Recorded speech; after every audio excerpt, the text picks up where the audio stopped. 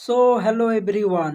তো আজকের এই ভিডিওটাতে ডিসকাস করব এসএসসি জিডি তোমাদের রেজাল্ট কিন্তু খুব শিগগির আসতে চলেছে।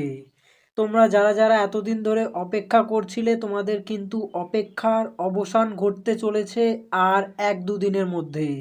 আজকের এই ভিডিওটাতে আলোচনা করব তোমাদের রেজাল্ট কবে পাবলিশড হবে, তার ডেট কিন্তু আনঅফিসিয়ালি বেরিয়ে এসেছে, ঠিক আছে।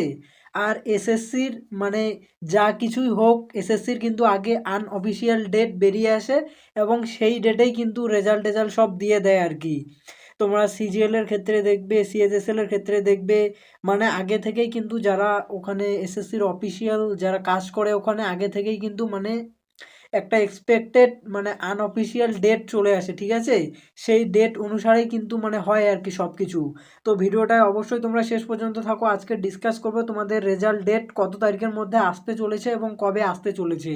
তো এবারে কিন্তু কাট অফ মোটামুটি যাদের তোমাদের মাঠ একদম মেডিকেল ফিট হয়ে গেছো তারা মোটামুটি নিশ্চিন্তে থাকো, তোমাদের সিলেকশন হয়ে যাবে, ঠিক আছে। তো ভিডিওটাকে বেশি বড় করব না। তোমাদের কবে রেজাল্ট দিতে পারে, আজকে কত তারিখ তোমাদের, আজকে তোমাদের 9 তারিখ, ঠিক আছে। এই 9 তারিখ থেকে তোমাদের 12 তারিখের মধ্যে কিন্তু রেজাল্ট দিয়ে দিবি।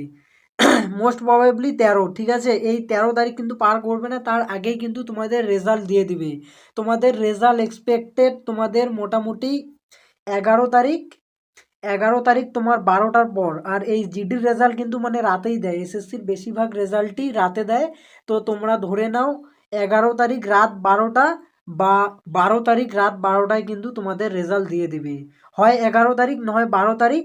আর যদি 12 তারিখেও না দেয়, যদি বেশি কোনো প্রবলেম থাকে তাহলে 13 তারিখ, ঠিক আছে। এই 3 দিনের, এই 2-3 দিনের মধ্যে কিন্তু তোমাদের রেজাল্ট দিয়ে দিবে, একদম পাবলিশড হয়ে যাবে, ঠিক আছে। তো তোমাদের হাতে মোটামুটি আর 1-2 দিন অপেক্ষা করলেই কিন্তু তোমাদের রেজাল্ট পেয়ে যাবে।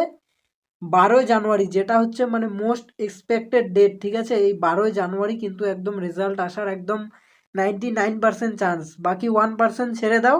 এই 12ই জানুয়ারি রেজাল্ট আসার তোমাদের 99% চান্স একদম। সো এই হলো আজকের আপডেট, আর রেজাল্ট এলে অবশ্যই জানিয়ে দেওয়া হবে।